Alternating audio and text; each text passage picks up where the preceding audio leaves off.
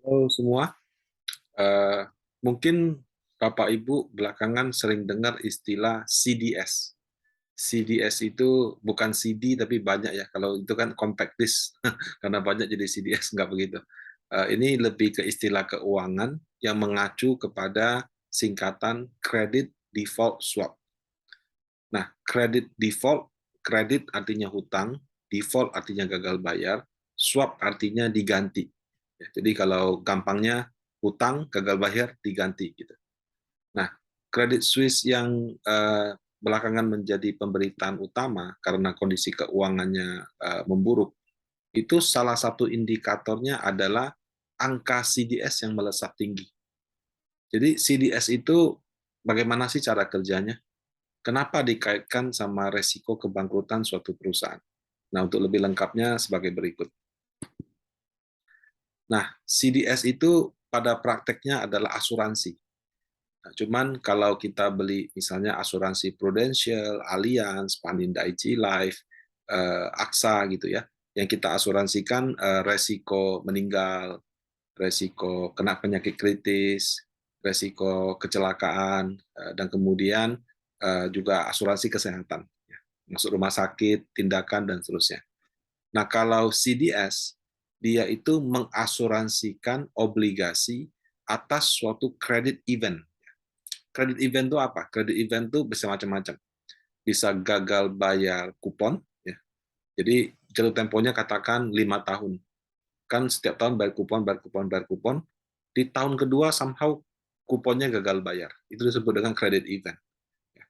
Bisa juga gagal bayar pokok pada saat jatuh tempo. Nah, kadang-kadang ada juga percepatan pembayaran.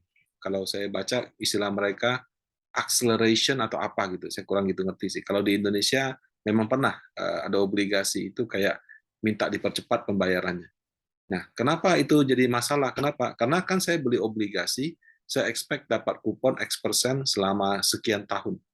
Kok baru jalan 2 tahun sudah dilunasin? Nah, itu kan saya rugi bunga 3 tahunnya. Nah, itu juga bisa men-trigger yang namanya credit event. Nah, kemudian kadang-kadang ada perusahaan yang mengganti jaminannya atau antara mungkin dia kurangi atau dia tambahkan atau dia ganti. Nah, dalam beberapa kasus bahkan rating downgrade ya. Jadi tidak mesti perusahaannya bangkrut. Dia di downgrade misalnya dari single A jadi triple B saja, itu bisa men-trigger yang namanya credit event sehingga asuransinya melakukan penggantian. Nah, itulah CDS. Jadi basically asuransi ya, tapi asuransi untuk surat hutang atau obligasi. Di Amerika lebih canggih. KPR juga diasuransikan, kumpulan apa hutang-hutang ya CDO ya collateral debt obligation. Nah, itu juga juga itu di bisa diasuransikan juga. Udah canggih lah ya. Nah, ini ada satu seri obligasi yang diterbitkan oleh Credit Suisse. Itu saya ambil contoh dari websitenya, ada diterbitkan oleh New York ya. Par value-nya 1250, berarti 1,25 miliar US dollar. Berarti kalau kita kalikan dengan 15.000 sekitar 16 triliun satu seri obligasi. Jatuh temponya anggap saja itu hari bulan tahun, berarti 9 Juli 2027. Berarti kurang lebih 5 tahun dari sekarang. Kuponnya 5%, ya, diterbitkan tahun 2022, mata uangnya US dollar. Nah, bagaimana cara kerja CDS ini? Katakan Anda beli obligasi ini, ya, 1 juta dolar. Anda akan mendapat, belinya waktu IPO ya, jadi dapat di harga 100. Anda akan dapat 9 Juli ini, mohon maaf ya, 2027 bukan 2025. Anda akan mendapat 1 juta dolar di Juli 2027. Kemudian setiap tahun kamu akan dapat kupon sebesar 5%. Ya, 5% itu berarti kalau dikalikan 1 juta dolar berarti setiap tahun 50.000. Kalau di Indonesia, corporate bonds itu dibayarnya 3 bulan sekali. Kalau di internasional saya kurang tahu. Tapi kemungkinan bisa 6 bulan sekali. Ya. Tapi saya terus terang tidak tahu pembayarannya apakah quarterly atau semesteran. Gitu. Nah, karena kita beli obligasi itu, ada kekhawatiran. Aduh, kalau nanti ini gagal bayar bagaimana ya? Memang sih ada rating, ada ini, ada itu. Ya, tapi kan ibaratnya sebagai pengelola keuangan, kadang-kadang ya orang ada kekhawatiran juga. Sama lah, kenapa kita beli asuransi? Kita takut nanti masuk rumah sakit ongkosnya mahal. Kita takut nanti kalau sudah meninggal, yang kita tinggalkan nggak punya uang, jadi nggak bisa survive gitu. Nah, sama juga orang kalau beli obligasi juga khawatir kalau terjadi gagal bayar bagaimana gitu. Jadi dia mencari pihak yang mau mengasuransikannya. Nah, dalam beberapa literatur itu disebut dengan market maker.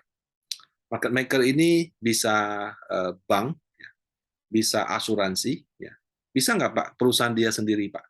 Ya agak aneh ya kalau misalnya saya terbitin obligasi, saya juga jual asuransi untuk itu, eh, nanti kalau gagal bayar kan saya juga nggak ada uang untuk ganti. Jadi biasanya counterpartinya bukan bukan pihak penerbitnya, kecuali misalnya yang obligasi yang Anda beli itu bentuknya kayak KIK-EBA. Ya, KIK-EBA itu kontrak investasi kolektif, efek beragun aset. Jadi kayak kumpulan KPR. Jadi misalkan saya bank, saya kasih KPR. Nah, KPR-KPR itu saya bungkus jadi satu produk, kemudian saya jual. Nah, orang yang beli itu tanya, Rudi, jamin nggak KPR itu? Ya, itu kan kamu sudah baca, dia punya masing-masing. Ya, kalau kamu percaya, beli nggak apa-apa. Tapi kalau kamu mau jamin, saya mau beli nih. Oke, kalau gitu saya kasih jaminan. Jadi saya jual asuransinya. Nah, itu kadang-kadang ada. Jadi kalau atas obligasi yang diterbitkan perusahaan sendiri, dia tidak keluarkan jaminan. Tapi kalau atas instrumen-instrumen yang dia bungkus, yang bukan dia penerbitnya, bisa jadi perusahaannya tersebut bisa mengeluarkan semacam asuransi seperti itu. Nah, namanya asuransi ya ada biaya dong, kan nggak gratis. Kita beli asuransi, kan setiap bulan ada bayar premi. Ya. Kita beli asuransi kesehatan, paling gampang gini deh, BPJS Kesehatan. Satu bulan tuh kalau yang kerja kan dipotong dari gajinya.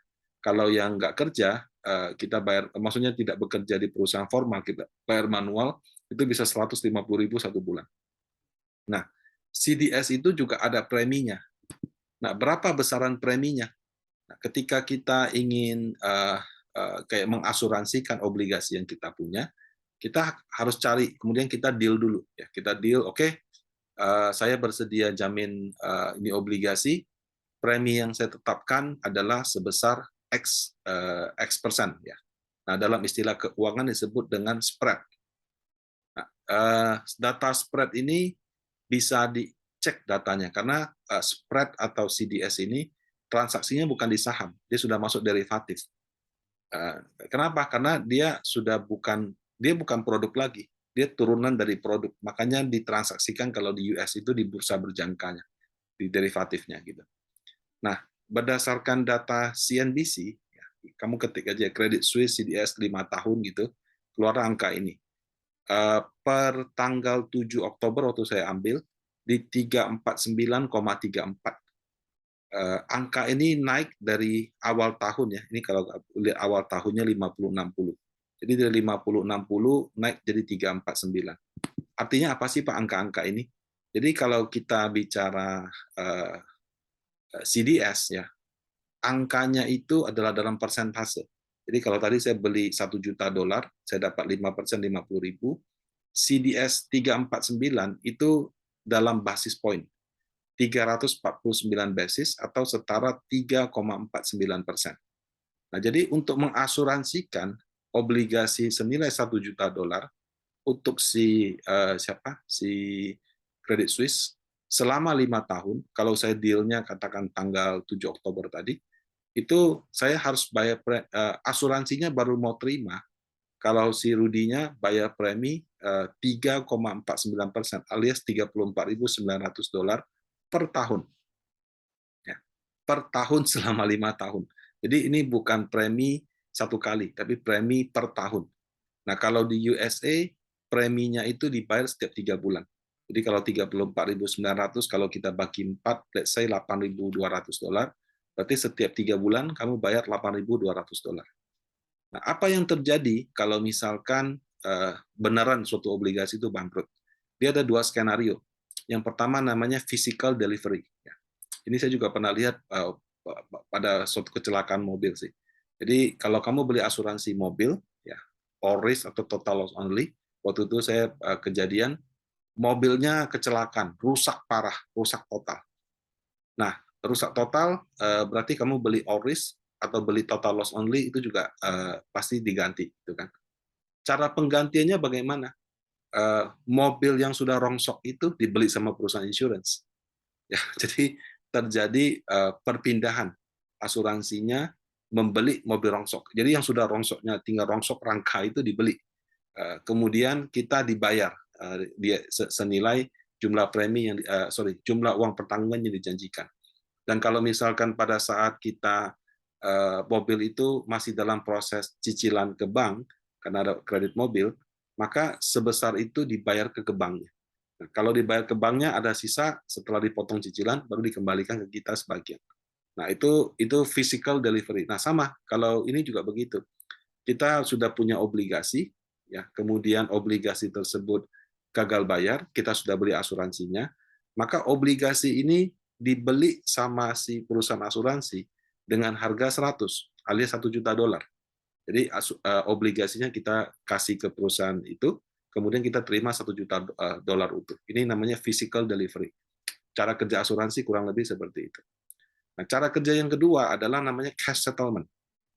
Nah, cash settlement itu si pemegang CDS tidak terima 1 juta.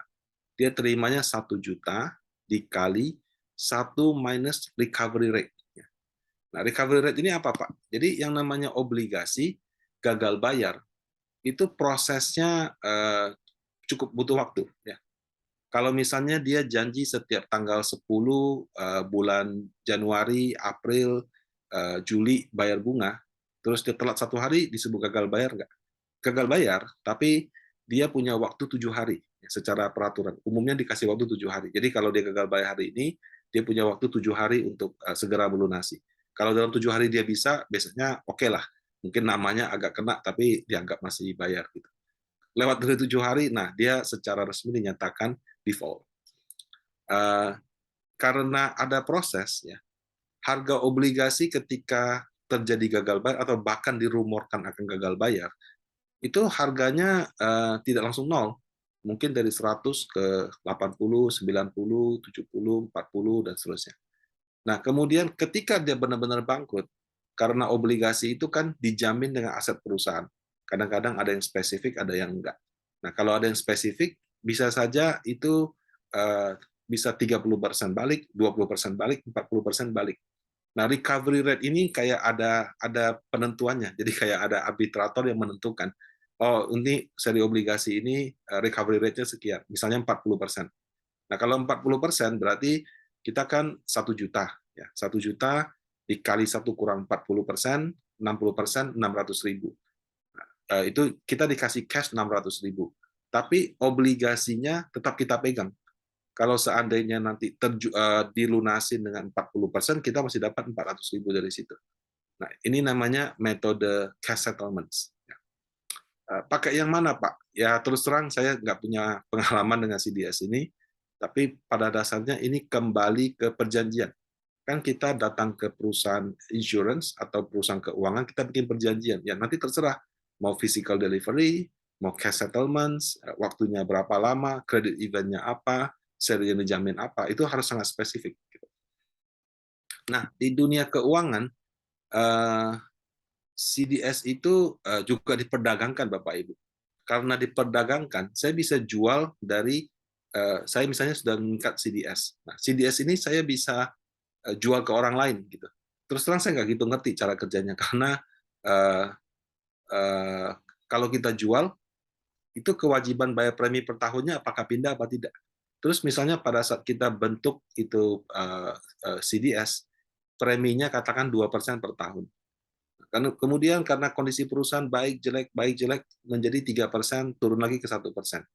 Apakah pemegang saham yang baru bayar 1%, terus selisihnya 1% siapa yang mau bayar? Apakah masih saya yang bayar gitu? Terus terang saya tidak tahu kalau itu. Jadi saya kurang tahu, tapi karena diperdagangkan, harga CDS-nya juga berfluktuasi. Yang tadi saya tunjukkan itu di CNBC kita bisa lihat ya, bisa naik bisa turun. Jadi pernah naik pernah turun. Nah, kenapa kenaikan harga CDS ini jadi perhatian publik? Ya jelas saja, misalkan kalau kupon tadi 5%, spread-nya 3,49, Kalau saya beli obligasi ini kemudian saya asuransikan, saya cuma dapat 1,5%. Nah, kemudian yield ini juga bisa naik jadi 5%, kemudian juga bisa turun jadi cuma 0,5%. Nah, ketika dia naik jadi 5% misalnya, siapa yang mau beli? Antara kuponnya sama premi asuransinya sudah sama gitu. Nah, kemudian kenapa Pak CDS-nya bisa dari 50 ke 340, kemudian jadi 500?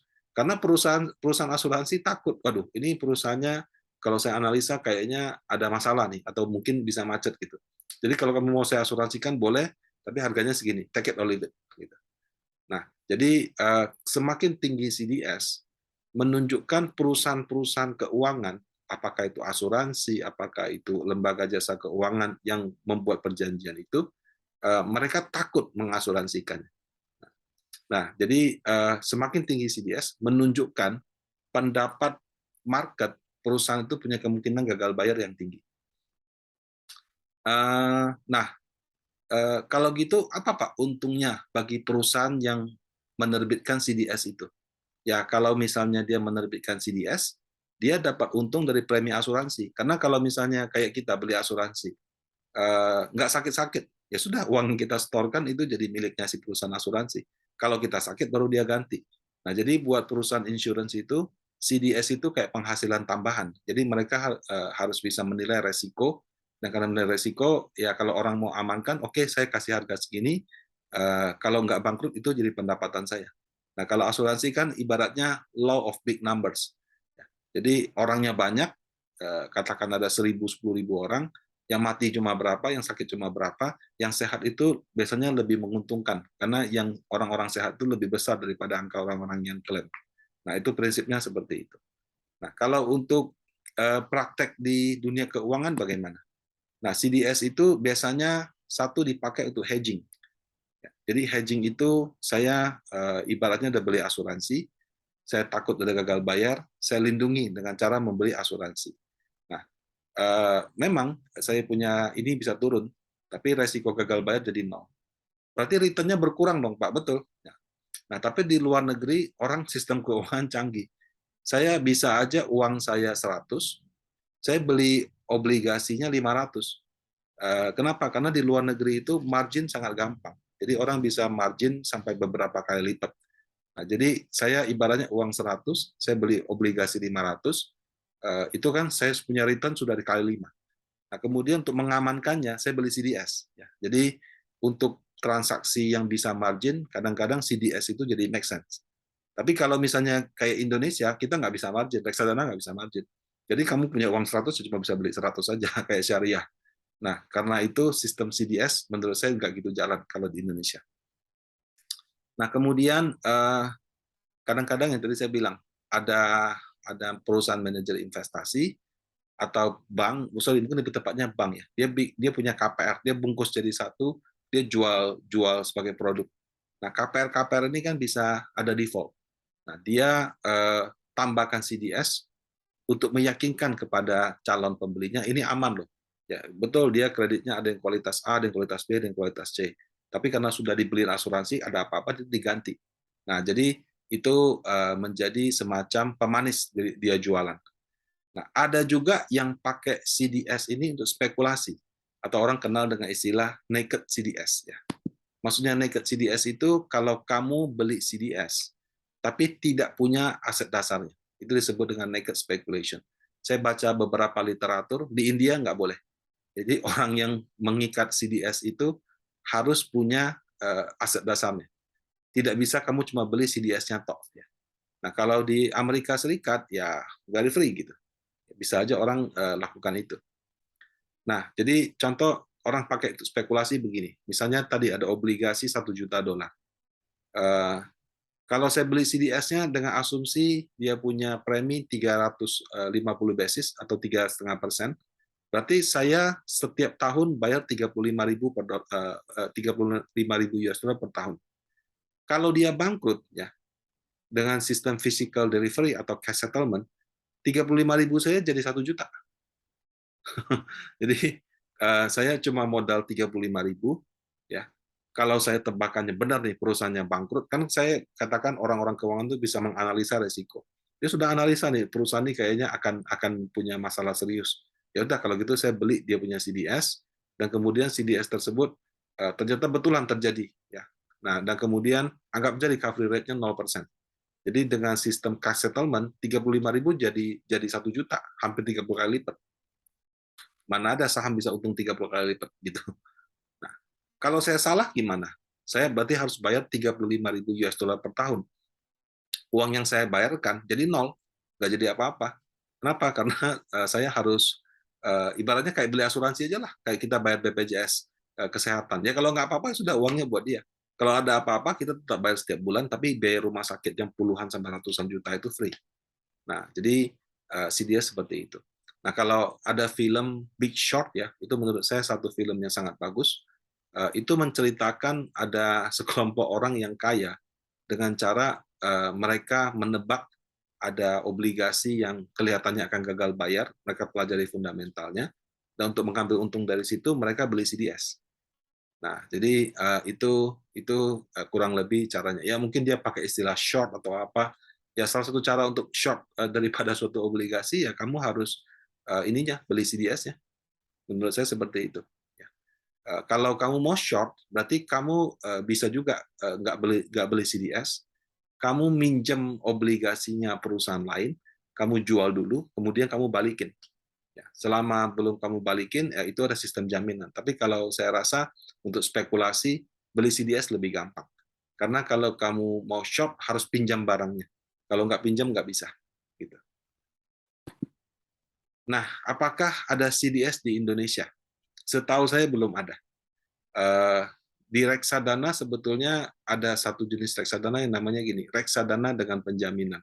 Artinya manajer investasi bisa beli obligasi, kemudian dia cari perusahaan asuransi yang mau jaminin obligasi ini. Kalau bahasanya mungkin surety bond ya, obligasi asuransi penjaminan. Eh, tapi sampai dengan saya kerja di pasar modal mungkin dari 2005 atau 6 sampai 2022 ini, belum pernah saya lihat ada perusahaan asuransi yang memenuhi kaidah reksadana dengan penjaminan. Kenapa? Karena nggak ada yang berani. Perusahaan asuransi itu mereka ngerti jual unit link, ngerti jual asuransi kerugian, tapi kalau yang soal finance ini tidak ngerti. Nah, kalaupun terpaksa mereka harus ngambil, mungkin mereka tetapkan premi yang sangat mahal, sehingga ya antara kupon sama preminya sudah nggak selisih jauh. Di luar negeri kayak gitu bisa jalan. Kenapa? Karena mereka bisa margin, bisa back to back. Indonesia nggak bisa. Jadi karena apa? Karena kendala-kendala itu sampai sekarang itu belum ada. Ya, tapi kalau Anda Google ya somehow ada gitu CDS 5 tahun, tadi saya juga di sharing katanya ada yang CDS 10 tahun juga untuk obligasi negara Indonesia. Nah, kenapa obligasi negara ada CDS ya? Bukannya kalau negara gagal bayar tinggal cetak uang ya? Ya, pada kenyataannya kan seperti Sri Lanka, dulu kan juga ada Argentina gitu. Jadi tidak semua negara itu dia punya obligasi itu being honor gitu ya, bisa dibayar. Kalau negara-negara seperti Eropa, mereka tidak bisa cetak uang. Kenapa? Karena kebijakan cetak uangnya itu kan euro, bukan lira, bukan pound sterling, bukan mark Jerman. Kalau masing-masing negara pegang mata uang bisa mereka punya putuskan. Tapi kalau ketika sudah 1 euro kan nggak bisa terlalu sembarangan. Ada kuotanya lah, ibaratnya mau cetak uang mau apa gitu ada kuotanya.